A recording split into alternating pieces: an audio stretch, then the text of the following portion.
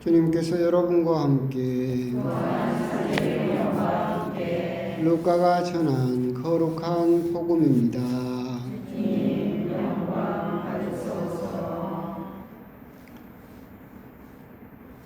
예수님께서 혼자 기도하실 때 제자들도 함께 있었는데 그분께서 군중이 나를 누구라고 하느냐 하고 물으셨다. 제자들이 대답하였다. 세례자 요한이라고 합니다.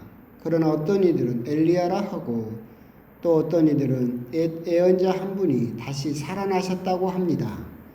예수님께서 다시 그러면 너희는 나를 누구라고 하느냐 하시자 베드로가 하느님의 그리스도이십니다 하고 대답하였다. 그러자 예수님께서는 제자들에게 그것을 아무에게도 말하지 말라고 엄중하게 분부하셨다. 예수님께서는 이어서 사람의 아들은 많은 고난을 겪고 원로들과 수석사제들과 율법학자들에게 배척을 받아 죽임을 당하였다가 사흘 만에 되살아나야 한다 하고 이르셨다. 주님의 말씀입니다.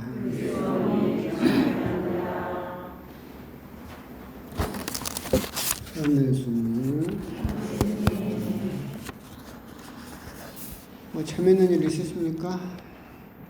없으시죠? 복음이나 봅시다. 오늘 일독서는 코엘렛의 말씀이죠. 이제 요즘 성경을 접하는 사람들은 코엘렛 하면 익숙하겠지만 옛날부터 성경을 읽으셨던 분들은 이건 전도서라고 옛날에는 불렀었죠. 근데 이제 코엘렛 전도자라는 뜻인데 그래서 전도서라고 불렀다가 그게 조금 정확한 의미가 정해지지 않는다라고 해서 이제는 원어 그대로 코엘렛이라고 하고 있죠. 그 어려운 것 같아도 여러분들도 확실히 아는 구절은 있죠. 코엘렛의 1장 1절부터 시작되는 첫 마디가 헛되고 헛되다 세상만사 헛되다. 옛날 공동번역은 그렇게 돼 있어요. 지금 허물어다 이게 좀 와닿지는 않는데 옛날 성경책이 있다 보니까 헛되고 헛되다 세상만사 헛되다로 시작되는 코엘렛의 말씀입니다. 물론 이제 이런 그 코엘렛이라든가 벤 시라의 책이라든가 아니면 시편이라든가 잠언이라든가 이런 것들을 시서와 지혜서라고 성경에서는 칭하고 여기에서 말하고자 하는 명확한 의도는 있다라고 말씀을 드렸습니다. 옛날에 구약 성경 공부할 때 아무도 기억을 못하겠지만 안 가르쳐 줍니다. 하여튼 그래서 오늘은 코엘렛에서 이제 때에 대한 이야기를 하고 있어요. 근데 이제 우리가 예수님께서도 그 시간과 때는 아무도 모른다라고 하실 때 같은 말을 반복하신 것 같지만 사실은 성경에서는 때, 시간이라고 한다면 두 가지를 이야기를 합니다. 어려운 말일 수도 있는데 코이노스라는 그 시간과 카이로스라는 시간이 있어요. 그러니까 코이노스는 뭐냐면 코이노스가 맞겠죠? 까먹었어요. 하여튼 그것은 뭐냐면 일반적인 시간이죠. 모든 사람에게 똑같이 지나가는 시간이에요. 그죠? 누구에게 1분 1초는 다 정확하게 지나가는 시간이죠. 카이로스라고 칭해지는 때는 뭐냐면 여기서 말하는 때 우리에게 의미 있는 때. 그러죠. 그것은 길 수도 있고 짧을 수도 있어요. 내가 여러분들이 이제 지금은 희미해졌겠지만 옛날에 여러분들 그 좋아하는 오빠랑 있으면 시간이 확 빨리 가버리죠. 근데 책상 앞에 앉으면 시간이 더럽게 안 가요. 근데 그 물량적인 코이노스로 보면 그냥 똑같은 시간이죠. 그 시간이 의미가 있으면 그 시간은 우리에게 다른 의미로 다가오고 빠르게 지나가기도 하고 아주 느리게 지나가기도 하고 그 이야기를 하고 있는 모든 때가 있다라고 하는 것은 결국은 우리들은 똑같은 시간을 살고 있는 것처럼 보이지만 우리가 그 시간들 안에다가 나의 때라고 하는 의미를 부여하면 그 시간은 하느님의 시간, 의미 있는 시간으로 변하지만 그 시간을 그냥 아무 의미를 부여하지 않고 흘러가는 채로 쭉 놔두게 되면 그냥 우리가 흔히 말하는 것처럼 무정한 세월이 되어버리는 그렇게 되겠죠. 결국 오늘 코엘렛에 대해서 모든 때가 있다라고 하는 것은 사람은 정해진 때대로 사는갑다라고 하는 것이 아니라 궁극적으로는 코엘렛은 어떻게 보면 조금 모순적인 책이죠. 처음에는 헛되고 세상만사 헛되다라고는 하지만 그 때마다 여러분들에게 똑같이 흘러가는 그 시간마다 여러분들은 뭘 담아야 된다? 의미를 담아야 된다. 그래서 그것을 여러분들이 의미 있는 때로 만들어야 된다라고 하는 것을 여기서 이야기를 하고 있습니다. 복음으로 이제 넘어가게 되면 이 복음은 최근에 들어보셨죠? 항상 우리 신자들은 항상 새로운 지지난주 주일 복음이었습니다. 그때 제가 막 열심히 이야기를 했잖아요. 불교에는 이렇게 화두라는 것이 있다. 누구는 막 턱 밑에다 송곳 세우고 있다. 우리도 화두가 있다. 그게 뭐라겠어요? 너는 나를 누구라고 생각하느냐. 이것이 우리 그리스도인들에게 화두와 같다. 아따 2주 지났는데 아무도 기억을 못하면 고맙습니다. 똑같은 거 해야 되겠는데 고민할 필요가 없었어. 똑같은 거에도 아무도 기억 못하는 거. 하여튼 그것이 이제 2주 전에 했던 말씀입니다. 오늘 복음을 그런데 정확하게 더 이해하기 위해서는 여러분들은 어제 복음하고 같이 봐야 돼요. 여러분들 매일 미사책을 펴보시면 오늘 복음으로 2장을 거꾸로 넘어가게 되면 어제 복음이 나옵니다. 어제 복음도 똑같아요. 이 오늘 복음의 앞부분입니다. 아주 비슷한 내용이 반복되죠. 헤로데가 등장을 합니다. 그러면서 전에 듣고 뭐라 하냐면 요한이 죽은 이들 가운데서 되살아났다. 더러는 엘리야가 나타났다. 또 어떤 이들은 예언자 한 분이 다시 살아났다. 그죠? 오늘 복음은 똑같은 말이 반복되죠. 나를 누구라고 하느냐 그러니까 똑같이 이야기를 합니다. 세례자 요한이라고 합니다. 엘리야라고 하고 어떤 사람들은 예언자 한 분이 다시 살아나셨다고 합니다. 이것은 무슨 말이냐면 두 대답이 들어있어요. 어제 복음은 헤로데가 대답을 하고 있는 거죠. 헤로데는 사람들은 막 그렇게 이야기를 하는데 이 중에서 뭘 선택을 했어요? 세례자 요한이 다시 살아났다. 헤로데 요한은 그래서 예수님을 누구라고 생각했어요? 세례자 요한이라고 생각했어요. 그래서 나중에 예수님을 다시 죽이려고 하죠. 그렇죠? 자기는 예수님을 세례자 요한이라고 생각을 했기 때문에 예수님을 다시 죽여도 된다. 죽일 수 있다. 그리고 죽여야 한다라고 생각을 해버렸던 거죠. 똑같은 질문을 이제 예수님이 제자들에게 하시죠. 제자들은 이야기를 합니다. 사람들이 그렇게 이야기를 합니다. 그것 말고 그러면 너는 누구라고 생각하느냐라고 했을 때 베드로는 헤로데와 다른 대답을 하죠. 그리스도이십니다. 이 대답이 결정적인 어제 헤로데의 대답과 오늘 베드로의 대답의 결정적인 차이를 드러내고 있다. 어떻게 말하면 무슨 말이냐라고 한다면 헤로데는 남들이 이야기하는 것 중에서 선택했죠. 남들이 세례자 요한이라고 합니다. 예언자가 되살아났다고도 하고 뭐 또 엘리야라고도 한다. 소문이 이렇게 들려요. 남들이 그렇게 이야기를 하는 것 중에서 세례자 요한이라는 것을 선택을 했죠. 근데 베드로는 어떻게 했어요? 다른 사람들은 이렇게 생각을 하고 대답을 하더라도 나는 이렇게 생각합니다. 라는 대답을 하게 되죠. 결국 이 부분에서 우리들이 생각할 수 있는 부분은 뭐냐면 너는 나를 누구라고 생각하느냐라고 했을 때 우리 역시도 가만히 있으면 아까 말한 대로 크로노스라는 그 무의미한 시간처럼 의미를 부여하지 않고 가만히 있으면 남들이 예수님에 대해서 이야기를 많이 해주죠. 성당 가면 신부님이 맨날 예수님은 이런 분입니다 막 이야기를 해주잖아요. 또 대모님도 이야기를 해주고 뭐 단장님도 이야기 주변에서 예수님은 이런 분이세요 라고 이야기를 해요. 그럼 그 중에서 우리들은 내 마음에 드는 것을 선택하는 수가 있다. 근데 그것은 무슨 말이에요? 내 대답이 아니에요. 그건 내 대답이 아니죠. 오늘 사도 베드로가 그 수많은 사람들이 그렇게 이야기를 하지만 그 말고 내 대답은 이겁니다.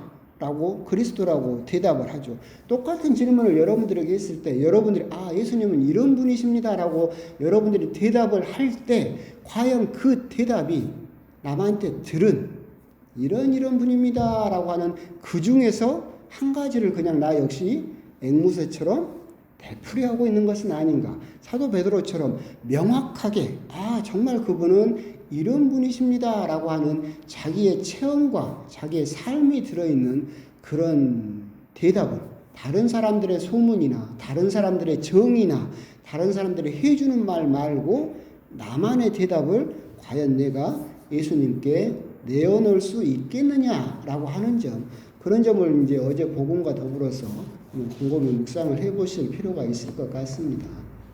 평일이니까 더 하랍니다. 근데 오늘 복음이 이제 그렇게 따졌을 때, 너희들은 나를 누구라고 생각하느냐라고 했을 때, 그렇게 자기만의 대답을 할 수 있다는 거, 그것은 굉장히 중요합니다. 근데 그 전에, 이 부분을, 오늘 이 복음을 정말 극명하게 잘 드러내주는 복음이 있어요. 요한복음의 4장을 보면 여러분도 잘 아시는 것처럼 사마리아 여인이 나옵니다. 예수님이 사마리아 지역을 지나가는데 목이 마르셔서 배도 고프시고 사마리아 우물가에 앉으시죠.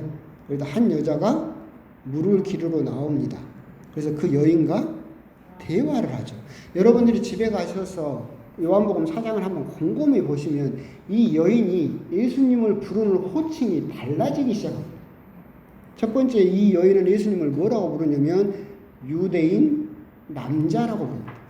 당신은 유대인이고 더불어 남자인데 어떻게 나한테 말을 겁니까? 근데 유대인과 사마리아인들의 사이가 안 좋았으니까. 그러다 예수님과 이야기를 하다가 두 번째로 호칭이 바뀌는 게 선생님으로 바뀝니다. 선생님은 뭐예요? 그 말 내가 들어볼 만하다. 내가 손해는 안 나겠다. 좋은 말 하네. 유대인 남자는 뭐예요? 나하고 아무 상관도 없는 사람이죠. 당신이 뭔데 내 인생에 끼어들어? 상관도 없었어요. 그런데 선생님으로 바뀌면서 대충 한번 들어볼 만하다라고 되죠. 세 번째로 호칭이 바뀝니다. 애언자셨군요 라고 바뀌죠. 이 말은 무슨 말이에요? 들어보니까 당신이 하느님의 말씀을 하고 계시는군요. 바뀌죠. 그러다 결정적으로 네 번째로 호칭이 바뀝니다. 뭐라고 바뀝니까? 그리스도로 바뀝니다. 그죠? 오늘 복음에서 너는 나를 누구라고 하느냐를 결정적으로 보여주는 것이 이 사마리아 여인입니다. 사마리아 여인은 예수님을 맨 처음에 만났을 때 뭐였어요? 나하고 아무 상관도 없는 사람이었어요. 유대인 남자였어요. 차라리 그냥 그 대화를 섞기도 싫은 그런 사람이었죠. 그러다 예수님을 조금 알게 되니까 이제 뭘로 바뀌었어요? 선생님. 지금으로 따지면 마치 공자나 맹자나 아니면 뭐 부처나 이런 사람처럼 내 인생에 도움이 되고 들어서 손해볼 건 없는 그 정도 무게의 예수님이죠.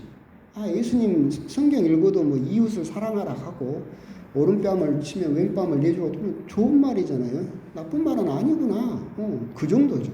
그러다 예수님을 더 알게 되니까 이제 예수님이 누구예요? 애언자셨구나. 그 말씀들이 그냥 당신이 인간적으로 하신 말씀이 아니라 하느님의 말씀을 전하고 계시는구나. 여기까지는 예수님을 위해서 희생할 필요가 있어요, 없어요? 아직은 없죠. 그냥 들으면 좋은 거예요. 그러다가 네 번째로 바뀌는 게 뭐였어요? 그리스도예요.